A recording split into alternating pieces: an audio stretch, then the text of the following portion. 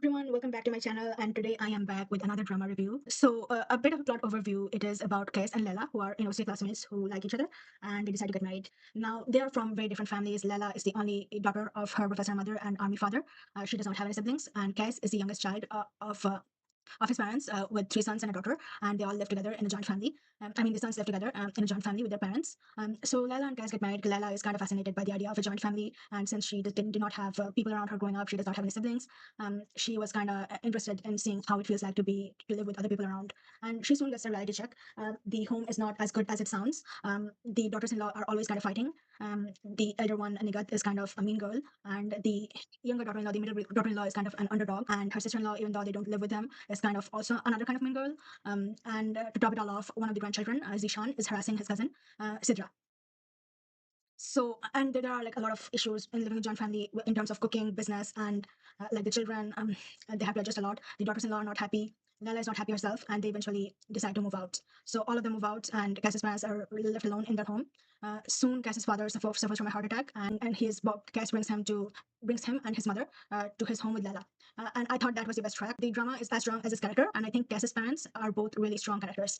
Um, so while they're living there, Lala's parents is also living with them in the same house, and the four parents learn to like live with each other. Lala's parents learn that even if Cass's parents are conservative, they are not inherently bad people, and I think none of the people in that drama are inherently bad, except from the older brother and Zishan. Yeah, Cass's parents also learn that okay, modernity is not really a bad thing. Like, for example, Cass's father learns like the benefits of taking care of his own health and with the benefit of walking and eating healthy. And Cass's mother learns, okay, she starts a YouTube channel, which I thought was really good because so there's a contrast, right? Like in the first 10 or 12 episodes, cooking was shown as a thing that was shown to have a limited or be oppressing towards the daughters-in-law. Like, Nikat always used to run away from cooking, and all the responsibilities would fall on Rashta, who hated cooking but had to do it anyways. And Lala did not know how to cook at all, which earned her negative remarks from the family. Mm. And on the contrary, in the second half, it's shown as an empowerment. Cass's mother is earning good views on YouTube and earning good money from YouTube by the end of the show because of her cooking. So it all depends on on when someone is showing cooking on you as a chore, as opposed to when you are doing it for your own hobby. And Lala's mother also starts her own YouTube channel where she is teaching people math. She used to be a math professor and she retired, so she is doing something on her own as well. And Lala's father is learning how to read Quran and how to pray, which I think is a good thing because okay, and I really think this is interesting because they have spent they showed conservative values and liberal values as they are as realistically as possible, and they have not glorified one or villainized another. They have beautifully presented a middle ground, which I really like. And by the end of this day, both sets of parents learn how to live with each other, learn how to respect each other, and they become better human beings. Which is an awesome thing because they're both kind of old. I think Cass's parents are well in their 60s or 70s, and Lala's parents are like in 50s or in their 50s or 60s maybe. And like even at that age, they're growing as people, they're growing as human beings, which I thought was a good watch. The other standout character from that drama I thought was Nigat. As I said initially, Nigat was shown as a mean girlie who was because she belongs from a rich family. She used to look down upon Rashta, and she was not very gracious with Laila either. And she would always have her ways with her husband as well as her in-laws. And by the end of it, when they start living separately, and when she realizes, okay, my son is a bad person, and my husband is also a bad person, and her husband literally threatens to divorce her, so her family, her brother is scared.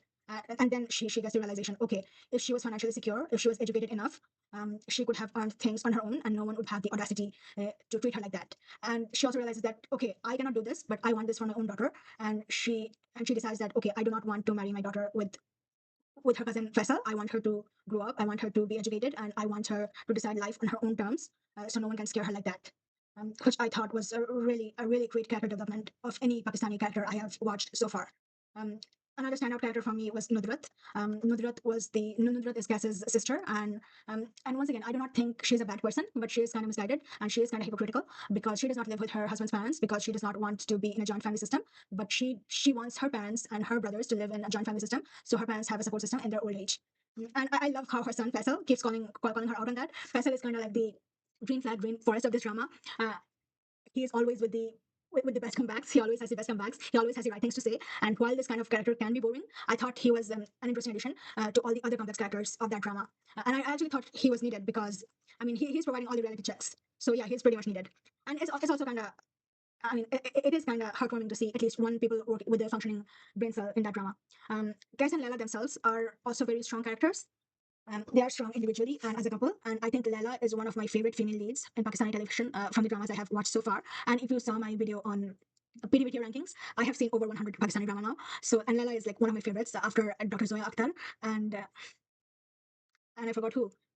Yeah, so Lena is one of my favorite female leads in Pakistani television as of now, and I think she has a really strong moral compass. She is not a perfect character, but she is always really understanding. She knows when to compromise with situation, but she also knows when to stand up for herself. And throughout the drama, in various instances, we do see that she's not very mature in handling things and she needs guidance. And her mother and Cass's mother are always there for her for that guidance, which I thought was like very realistic. That, okay, a good character, but not perfect, which was good. Cass, I thought compared to Layla, I liked Cass a little less, but he was also like a perfect balance to her. Like, I mean, I get that he is from a conservative family, so he does have some of the same values in him, and he is kind of trying to change with those values. And sometimes he used to judge Layla from the same standard that he has seen in his family. And but overall, by the end of it, the kind of character I thought he was a great character. The thing I liked was the OST and Duria. I thought Duria is one of the great songs. Pakistani TV always do their OSTs well. I am planning another video on my favorite 10 Pakistani OSTs, and I think Duria is going there. Chemistry wise, I thought Lala and Kes had good chemistry, not like the explosive, fiery kind of thing, but they had adequate chemistry for a drama like this. Like, I don't think I would have wanted more. It was a very sweet and cute relationship, and I really liked it.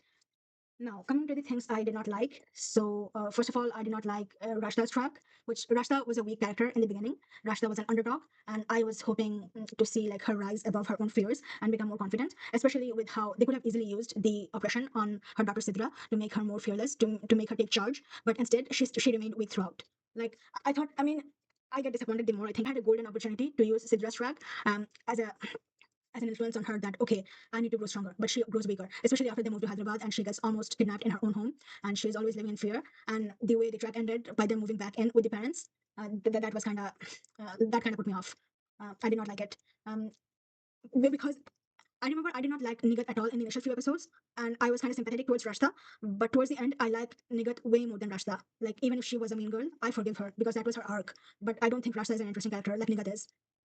The other thing I do not like is the love triangle, or the way, yeah, both the love triangle between Faisal, Sidra, and Zishan, and the way Zishan and Sidra's track was handled. Hawaz Nahi Mohabbat Thi was like such a cringe line, such a stupid and such a shitty line.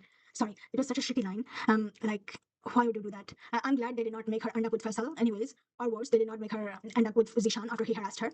Even though the implication was multiple times that okay, let's get Zishan and Sidra married, so that we can cover up the mistake. I'm glad about that, but I think it could still be handled better because they showed us so many things well.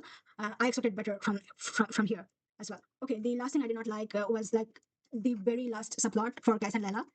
Lela kind of suspects Kais of cheating on her with his friend, and I thought that was kind of out of character. I know she was pregnant, she was hormonal, and all of that, but like I do not think being pregnant makes you act out of character because I never thought Lela of being someone who will doubt her husband. And as I'm recording this video, I can think of it. What if Cass was the one doubting Lela? Like, no one would like it. Everyone would hate this. We saw it happen in Mere Humsafar. We saw it happen in Humsafar. Like, this is kind of the same thing, in a lighter way, because it's the woman doing the doubting.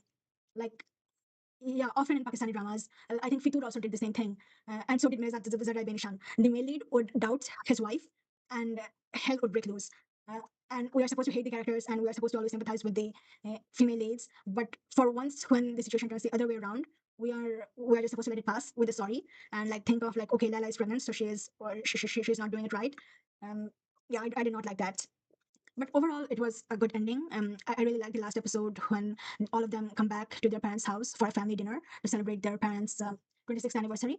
Uh, and I think there is a beautiful shot of Cass's father looking at all four of his children, and all four of them are happy. Which is like in the conclusion, when they were living together, they were divided in their hearts, and now when they're living apart, they're still united in their hearts. And at the end, there is behind the beautiful OST, there is a track of like four of them creating a group chat to stay connected, which I thought was like an awesome thing, a beautiful scene.